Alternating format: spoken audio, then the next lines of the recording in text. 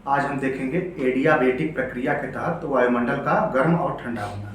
ठीक, heating and cooling process. इसके पहले चार टॉपिक देख चुके हैं, जिसमें विकिरण, प्रत्यक्ष विकिरण, पार्थिव विकिरण, संवहन और चालन। ठीक, आज हम एडियाबेटिक प्रक्रिया के बारे में देखेंगे।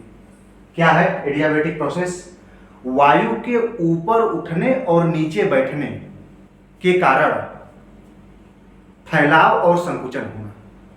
जब वायु गर्म होकर, हल्की होकर ऊपर उठती है तो वायु में फैलाव हो जाता है। ठीक, ये यहां पर चित्र बनाया गया है। देखिए, वायु इतना था घन सेंटीमीटर, जैसे ऊपर उठती गई ऊपर वायु का प्रेशर कम होता जा रहा है। जैसे जैसे हम वायुमंडल में ऊपर की तरफ जाएंगे, याद रखेंगे केवल क्षोभ मंडल की मैं बात कर रहा हूँ, मतलब यहाँ से लगभग 15 से 16 किलोमीटर ऊंचाई तक, औसत ऊंचाई इतनी, कहीं ज़्यादा कहीं कम भी हो सकती है। अगर हम इस ऊंचाई 15 किलोमीटर के अंदर की बात करें केवल क्षोभ मंडल में, तो ऊंचाई के साथ जो प्रेशर है हवा का वो कम होता जाता है। क्यों? क्योंकि जो नीचे हम लोग हैं तो उसके ऊपर एक मोटी या लंबी लेयर, मतलब पतली से लंबी लेयर हवा का प्रेशर है, एक मोटी लेयर का प्रेशर है, इसलिए यहाँ पर वायुदाब अधिक रहता है। जब वायुदाब अधिक रहता है तो वायु के कण नजदीक नजदीक होते हैं, इसलिए प्रेशर ज्यादा रहता है, वायु जो रहती है गर्म रहती है। जैसे ही वायु ऊपर गर्म होकर ऊपर उठती है, हल्की होकर वायु ऊपर फैलने लगती है, फैलकर जो इतनी दूर में ऊष्मा रहती है फैलकर इतनी दूर में ऊष्मा बिखर जाती है, इसलिए टेम्परेचर कम होता है। ये टेम्परेचर कितना कम होता है? इसमें दो चीजें हैं, एक ड्राई एडियाबेटिक लैप्स रेट या ड्राई एडियाबेटिक तापपतंदर, शुष्क एडियाबेटिक तापपतंदर, और दूसरा आर्द्र एडियाबेटिक तापपतंदर या मोस्ट एडियाबेटिक लैप्स रेट। ठीक, तो एक जो होता है 10 डिग्री सेंटीग्रेड ड्राई वाला होता है, और मोस्ट या जो आर्द्र एडियाबेटिक होता है 6 डिग्री सेंटीग्रेड होता है। ठीक, यहां पर सही बनाया गया है। जब शुरुआत में वायु नीचे से ऊपर उठती है तो शुरुआत में क्या होता है, उसकी जो संतृप्तता की ओर बढ़ती जाती है। जैसे ही कुछ ऊंचाई पर वायु उठ जाती है तो ये पूर्ण रूप से संतृप्त हो जाती है, और जब तक संतृप्त वायु नहीं होती तब तक ये शुष्क एडियाबेटिक तापपतंदर, मतलब 10.5 डिग्री सेंटीग्रेड की दर से ठंडी होती है। मतलब 1 किलोमीटर ऊंचाई पर गई और 10.5 डिग्री सेंटीग्रेड ठंडी हो गई। लेकिन जैसे ही इसका संतृप्तिकरण हो जाता है या सैचुरेटेड हो जाती है वायु, इसके बाद संघनन प्रारंभ हो जाता है, कंडेंसेशन। तो संघनन की गुप्त ऊष्मा वायुमंडल में मिल जाती है। तो ये प्रति किलोमीटर जो 10 डिग्री सेंटीग्रेड ठंडी हो रही थी, वो प्रति किलोमीटर केवल 6 डिग्री सेंटीग्रेड ठंडी होती है। इसको आर्द्र एडियाबेटिक तापपतंदर कहते हैं। उसका कारण क्या है? वायु में मिली हुई संघनन की गुप्त ऊष्मा।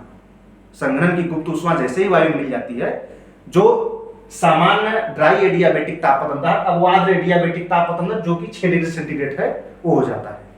मतलब हम 1 किलोमीटर ऊंचाई पर गए, ये वायु 1 किलोमीटर ऊंचाई पर गई और 6 डिग्री सेंटीग्रेड ठंडी हो गई। ठीक, ये दोनों समझ लिए। अब इसको ध्यान देंगे, नॉर्मल लैप्स रेट या सामान्य तापपतंदर, ये क्या होता है?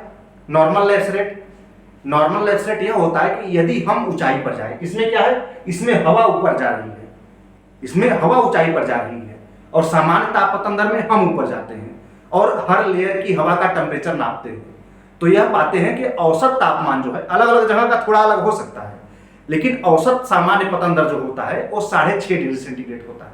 ठीक, ये शुष्क और ड्राई से अलग होते हैं। शुष्क 10 एडियाबेटिक और ड्राई 6 डिग्री सेंटीग्रेड, लेकिन जो सामान्य तापपतंदर होता है वो औसत 6.5 डिग्री सेंटीग्रेड हो सकता है। हालांकि इसमें वेरिएंट होते हैं, वो कई वेरियस प्रकार के होते हैं। जैसे कि अगर हम ऐसी जगह पर रहें जहां पर प्रतिलोमन हो गया, तापीय प्रतिलोमन, वहां पर हो सकता है चीजें बदल जाए, ऊपर जाने पर वायु ठंडी होने के बजाय गर्म हो सकती है। तो ऐसी असामान्य परिस्थितियों को अगर हम छोड़ दें तो जो सामान्य परिस्थिति होती है उसमें प्रति किलोमीटर हम ऊंचाई पर जाते हैं तो केवल 6.5 डिग्री सेंटीग्रेड टेम्परेचर कम होता है। ठीक, ये समझ लीजिए। ये देखिए, हम 1 किलोमीटर ऊंचाई पर गए, ये सामान्य जो धरती पर टेम्परेचर है, जो जमीन पर टेम्परेचर है 40 डिग्री सेंटीग्रेड है। 1 किलोमीटर ऊंचाई पर गए 33.5 डिग्री सेंटीग्रेड, मतलब 6.5 कम हो गया, और ऊपर गए फिर 6.5 कम हो गया। ये लगातार प्रति किलोमीटर 6.5 कम होता गया, और 5 किलोमीटर ऊंचाई पर हो गया 7.5 डिग्री सेंटीग्रेड। मतलब 40 डिग्री, जमीन पे 40 डिग्री सेंटीग्रेड से 5 किलोमीटर ऊंचाई पर केवल 7.5 डिग्री सेंटीग्रेड ही बचा। ये सामान्य तापपतंदर है। ठीक, इसमें हम ऊंचाई के साथ तापमान नापते जाते हैं बस। और ये जो एडियाबेटिक प्रक्रिया होती है इसमें ऊंचाई के साथ मतलब वायु ऊंचाई पर जाती है, हम ऊंचाई पर जाकर नहीं नापते, वायु ऊंचाई पर मतलब वायु जो होती है नीचे गर्म होती है, गर्म होकर हल्की हो जाती है वायु और हल्की होकर ये ऊपर उठती है, ठीक। और गर्म होकर हल्की होकर ऊपर उठने के अलावा अन्य कई प्रकार से भी वायु ऊपर उठ सकती है।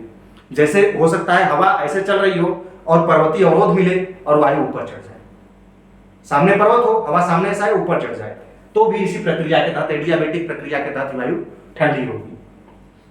जैसे 3 प्रकार है, पर्वतीय अवरोध के कारण ऊपर उठ सकती है हवा, जिसको हम यांत्रिक उठाव कहते हैं, यांत्रिक लिफ्टिंग कहते हैं, मैकेनिकल लिफ्टिंग, ठीक। दूसरा है इंसोलेशनल या विकिरण से, मतलब यदि वायु सूर्य के प्रकाश से या इंसुलेशन या विकिरण से अत्यधिक गर्म हो जाए और फैल कर हल्की हो जाए, इसके बाद ऊपर उठे, तो उसे विकिरण द्वारा लिफ्टिंग कहते हैं, इंसुलेशनल लिफ्टिंग कहते हैं, गति उठाव।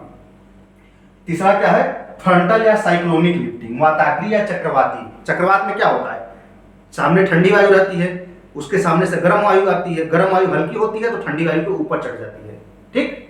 इसमें भी गर्म वायु ऊपर उठ रही है, तो इसमें भी एडियाबेटिक प्रक्रिया के तहत वायु ठंडी होगी। इसको एक बार फिर से इसे देखते हैं ध्यान से कि जब कोई वायु नीचे से गर्म होकर ऊपर मतलब नीचे से गर्म होकर फैल जाती है, फैलकर हल्की होकर ऊपर उठती है, चाहे ऊपर अपने से उठे विकिरण द्वारा या उसको ऊपर उठा दिया जाए जबरदस्ती, दोनों प्रक्रिया के तहत यही वाली प्रक्रिया लागू होगी, एडियाबेटिक प्रोसेस से ही वो ठंडा होगा।